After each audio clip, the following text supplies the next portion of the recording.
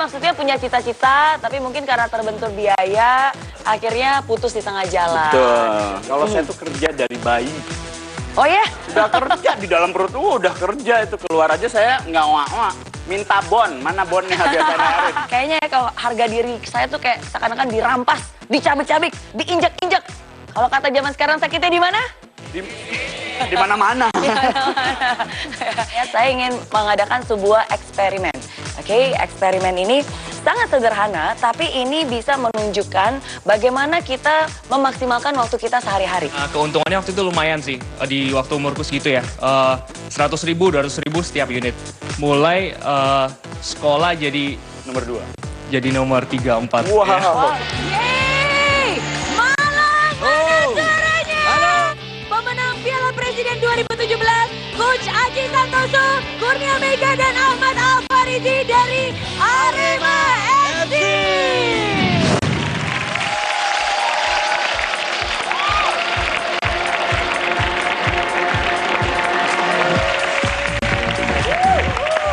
Selamat malam semuanya. Yeay. Selamat malam dan selamat datang di I'm Possible. Kita selalu senang ya ngelihat semangat dan antusias mereka-mereka di sini ya, McDenny ya. Betul sekali, jadi auranya tuh kebawa ke saya juga, jadi lebih semangat. Tepuk tangan lagi dong.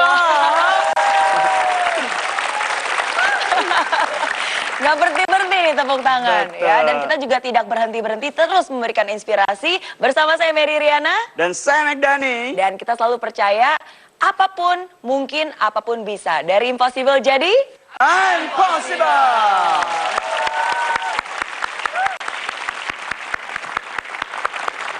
Saya tadi sebelum kesini saya dengar lagu, Miss Mer. Jadi lagunya gini, mimpi adalah kunci untuk kita menaklukkan dunia. wih, bagus loh suaranya. Nyanyi itu mudah gitu ya, mudah gitu menyampaikan, tapi ternyata kenyataannya menurut saya enggak sih, Miss Mary. Menaklukkan dunia itu tidak sesuai kenyataannya. Dunia mana yang kita taklukkan? Apa dunia lain? Atau dunia dalam berita? Karena dunia nyata nggak seperti itu. Soalnya kita waktu kecil itu kalau ditanya cita-cita, cita-citanya kata guru harus setinggi langit. Ada yang pengen jadi dokter, ada yang pengen jadi insinyur, pilot dan segala macam. Tapi kenyataannya ternyata udah masuk SMP, ketemu cewek, biaya dan segala macam. Akhirnya nggak kecapai gitu. Pasti ya saya juga merasa seperti itu. Ternyata ketika kita bercita-cita, terus gapailah cita-citamu setinggi langit. Kalaupun kamu jatuh, kamu akan jatuh di antara bintang-bintang gitu.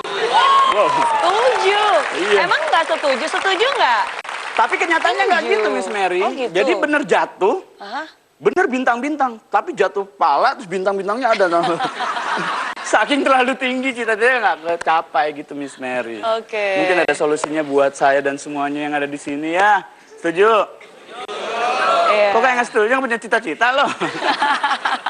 Jadi maksudnya punya cita-cita, tapi mungkin karena terbentur biaya, akhirnya putus di tengah jalan. Betul. Gitu ya, oke. Jadi salah satu hal yang paling penting, jangan biarkan biaya menghalangi Anda untuk mencapai cita-cita. Apapun itu cita-citanya, patut diperjuangkan. Patut diperjuangkan Iya. ya, dan patut patut dicapai. Tapi memang sih ada harga yang harus dibayar untuk sebuah kesuksesan. Tapi mungkin banyak dari kita pengalaman di mana kita harus menuntut ilmu, tapi juga harus menimba uang. Ada yang saat ini mungkin persis keadaannya seperti itu, bekerja sambil kuliah atau kuliah sambil bekerja, ada? Wah, banyak ya. Atau bekerja di tempat kuliah.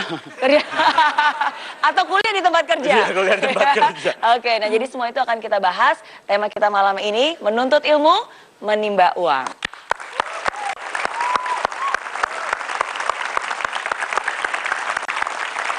Jadi bisa tergapai ketika kita menuntut ilmu, terus menimba uang, akhirnya cita-cita bisa kita dapatkan. Betul, karena saya sendiri ya, kalau setiap kali saya ngelihat anak kuliah yang karena keterbatasan biaya akhirnya harus bekerja, itu saya selalu akan mengingatkan akan masa-masa saya kuliah dulu, McDenny. Waduh. Iya. Sambil kerja juga? Sambil kerja, karena kan dulu karena terbentur biaya, karena pada saat itu, waktu itu orang tua memang nggak punya biaya untuk mengirimkan saya ke luar negeri untuk belajar. Tapi karena keadaan, keterpaksaan, akhirnya saya kuliah di sana.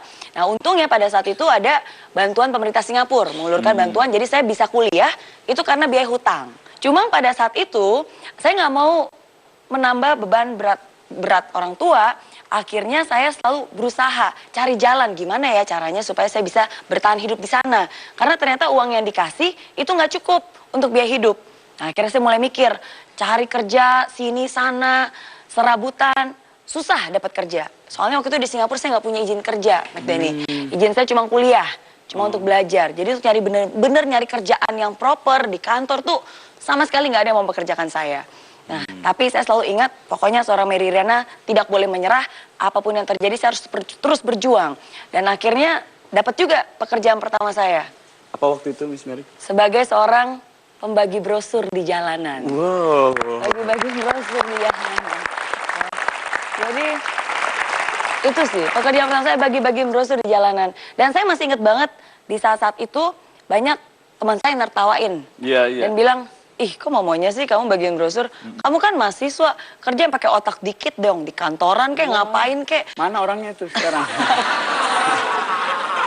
Jadi banyak ditertawakan, maksudnya kok mau sih kerja kayak gitu bagi-bagian brosur gitu, kayak nggak punya otak. Waduh, kayaknya ya kalau harga diri saya tuh kayak seakan-akan dirampas, dicabik-cabik, diinjak-injak. Kalau kata zaman sekarang sakitnya di mana? Di mana-mana. Nah, tapi saya selalu ingat, ini yang selalu saya ucapkan ke diri saya sendiri. Saya selalu bilang, saya bekerja itu bukan buat gaya-gayaan. Saya kerja bukan buat gaya-gayaan, bukan buat keren-kerenan. Saya kerja untuk berjuang, untuk mimpi saya, untuk hidup saya. Buat apa gengsi? Asalkan pekerjaan itu halal, akan saya kerjakan dengan sungguh-sungguh.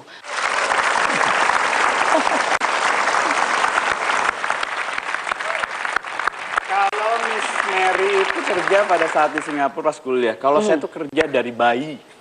Oh ya? Udah kerja di dalam perut, udah kerja itu keluar aja saya nggak wak-wak. Minta bon, mana bonnya biar saya bayarin. Iya, tapi memang kalau zaman sekarang ya, mungkin Anda pun yang pernah merasakan hal yang sama. Jadi ingat masa-masa dulu ketika kita harus sekolah, harus kuliah, tapi juga harus menimba uang, ya. Jadi ini bukan hanya saya saja dan bukan cuma McDenny, mungkin Anda pun juga pernah merasakannya. Dan ada satu contoh lagi nih.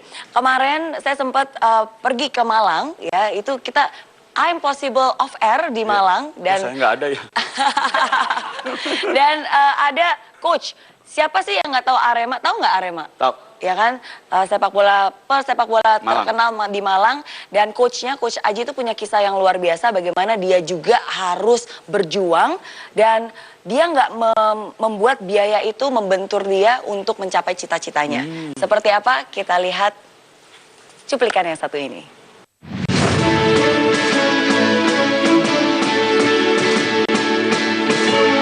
Dari Universitas Muhammadiyah Malang, inilah Impossible. Kita sambut coach kita, Setiawan Tiada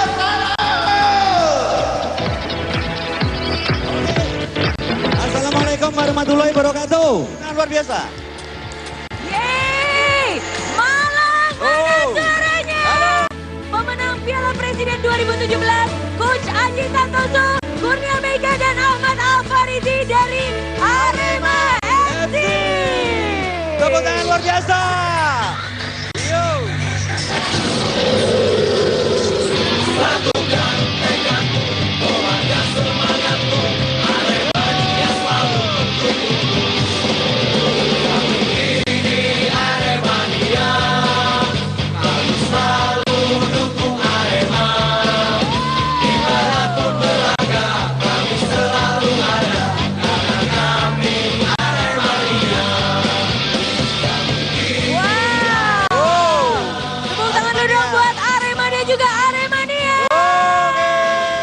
Memang ketika saya masih SMP meniti karir untuk menjadi pemain sepak bola itu banyak sekali halangan yang harus saya hadapi. Salah satunya karena rumah saya di Kepanjen dan saya harus melakukan latihan di Malang. Umur berapa tuh waktu itu? Sekitar 15 tahun. 15 Iya. tahun, oke. Sekitar 15 tahun. Pada waktu itu memang saya tidak ada uang untuk berangkat ke Malang. Kalau nggak salah waktu itu memang ongkosnya itu hanya 100 perak. Tapi ketika sekitar tahun begitu benar-benar dalam keadaan yang susah. Akhirnya saya ada teman satu lagi, Setio almarhum, juga dia pelatihnya Alvariji di tim junior Arema Junior dulu. Iya. Kami sepakat tidak ada uang tapi tetap harus berangkat. Akhirnya berangkatlah saya naik gerbong kereta api. Pikiran saya waktu itu gerbong kereta api pasti tidak bayar. Kirain Tidak gratis bayar. ya? Kirain gratis. Ternyata begitu kondekturnya datang menanyakan tiket saya. Mana tiket mudik? Dia bilang, saya nggak punya tiket, Pak. Terus dia bilang jawab, emang ini kereta nenekmu, kamu nggak bayar. Tapi akhirnya begitu sampai di stasiun Kota Baru, sepatu saya disita sama kondekturnya. Kondekturnya. Ya, disita. Akhirnya saya dari stasiun Kota Baru ke Stadion Gajayana jalan kaki saya. Jalan kaki bersama dua teman saya tadi. Menurut saya ada satu gambaran bahwa segala sesuatunya itu tidak mudah. Iya. Untuk menjadi berprestasi, untuk menjadi sukses itu perlu perjuangan yang sangat berat. Ada harga yang harus dibayar Ada harga yang untuk harus sebuah dibayar. kesuksesan ya. Itulah yang menginspirasi saya. Itulah yang membuat Coach Aji bisa menjadi coach hebat seperti hari ini. Tepuk tangan dulu dong buat Tepuk tangan. Coach Aji. Mas, kalau Anda mengejar cewek itu nggak perhatian sama Mas dan kira-kira nolak, jangan kejar cewek, kejarlah prestasi. Jadilah orang sukses, jadilah orang kaya raya, insya Allah wajah Anda dimaafkan.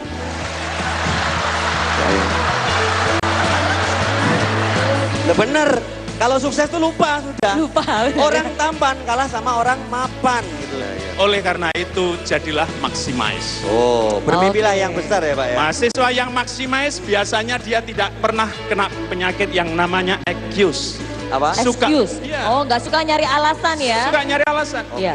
Kita tuh tidak boleh menyerah pada keadaan. Jangan menyerah pada keadaan, tapi bangkitlah dengan penuh keyakinan dan kita raih yang namanya kesuksesan.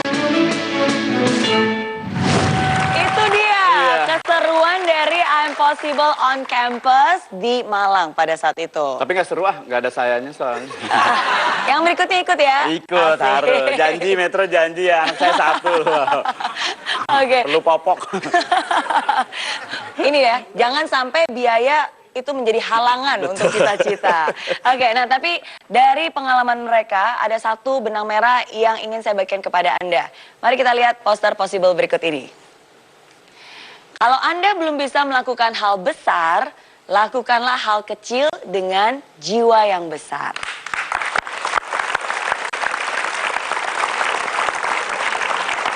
Seperti apa pembahasannya? Nanti setelah yang satu ini. Jadi jangan kemana-mana, tetap di sini. Dari impossible jadi Impossible. 1 tahun saya menjalani rutinitas kuliah, habis itu kerja gitu.